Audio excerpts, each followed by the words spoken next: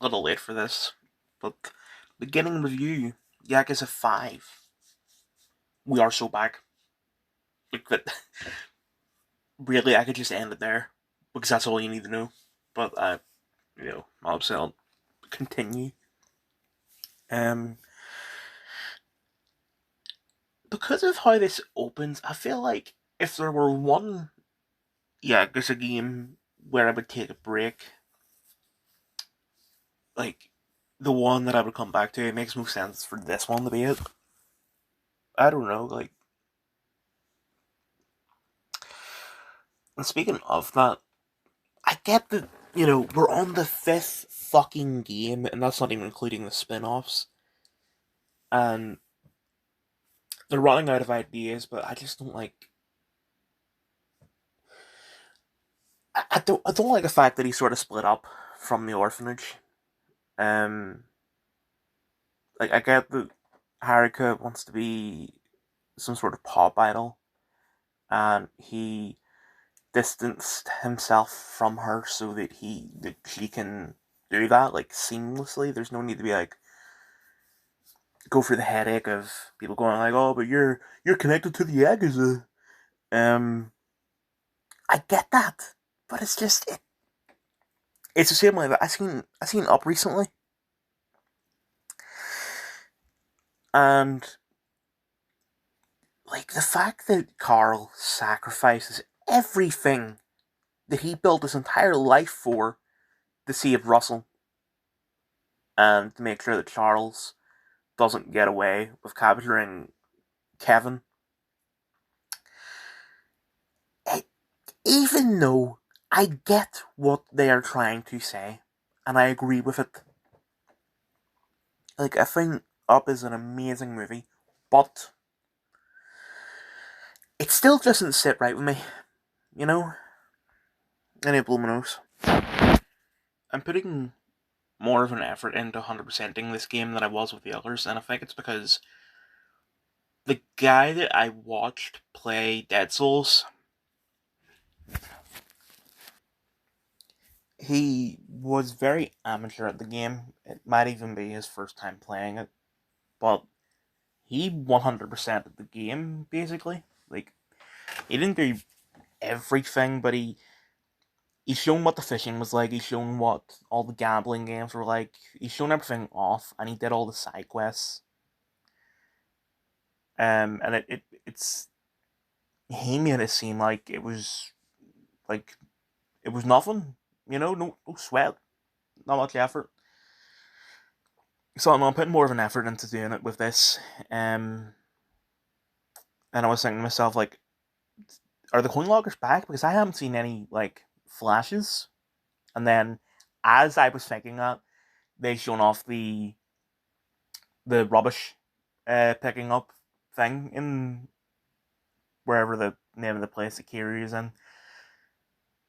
Um, like I did all that. I did. Currently, it says I've done 16 out of 18 sub stories for Kiri. Um, I know that one of the sub stories that I'm missing, you can't actually play until the finale. I don't know about the 18th sub story. Because I'm looking up a walkthrough just to make sure that I have everything, but I'm not actually going for 100% because I was supposed to do this review after chapter one, but then I thought chapter one doesn't really do much story wise. It's just introducing what has happened to Kiri, or at least I feel like the only reason why I know everything that I know is because I've been playing the sub stories. Because one of them was about this girl that reminds Kiri of Haruka, and he talks to her about what happened to her. Um, and speaking of I got really pissed off at the that bit at the start where Haruka's on TV and some people were talking about, oh, she's the only reason why she's as famous as she is because she's sleeping with the producers. I was kind of hoping Kiri knocked the fuck out of them. Um, Also, it's weird that we're only now seeing a redesign for her. I feel like from the first game, Yakuza 4, she looked exactly the same. And also Dead Souls, because I mean, she was what, 7 in the first game? And 13, I think, by Dead Souls, but yet she looked exactly the same.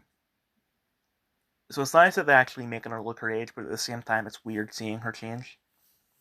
I'm not a big fan of change. Speaking of change, Kiryu's red suit is amazing. I love it.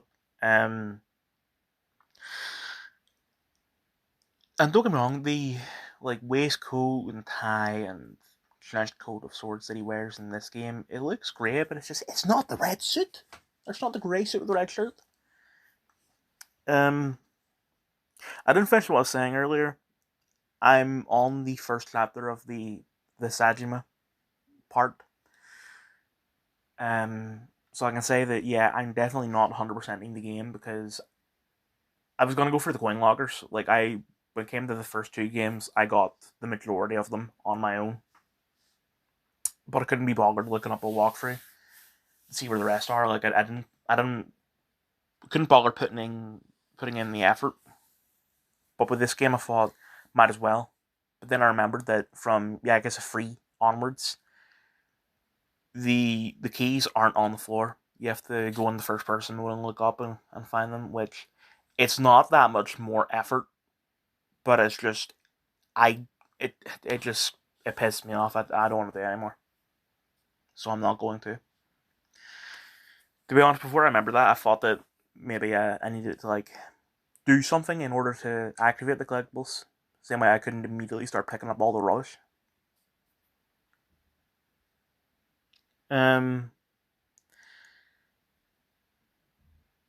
Traversal, I think it's a bit stupid. I don't remember about the rest, but I know definitely at least the first game had a run button. I'm assuming that 2, 3, and 4 also had run buttons.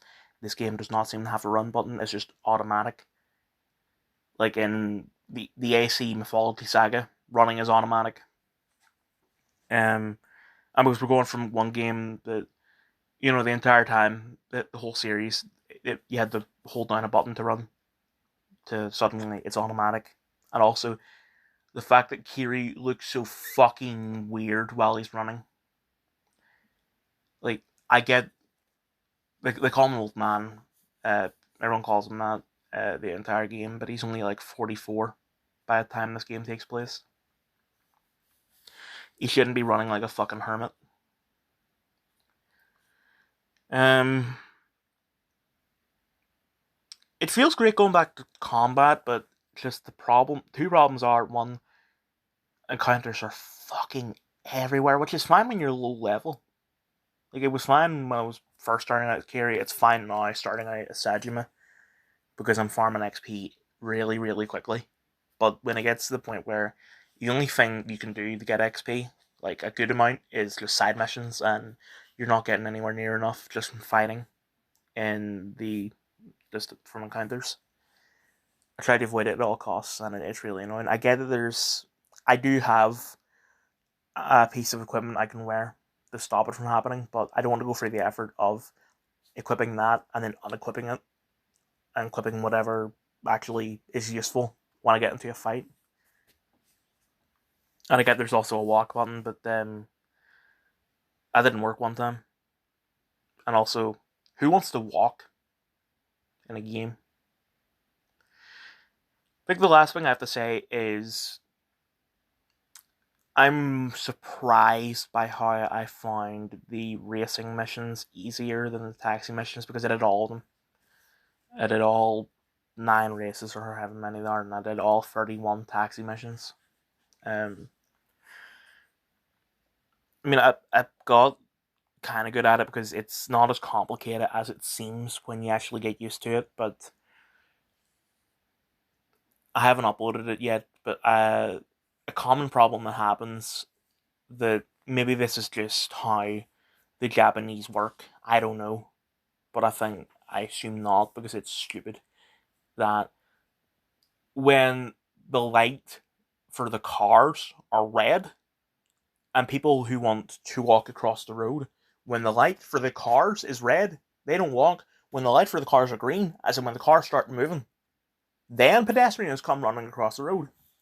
and it always leads into a crash. So fuck that. Overall,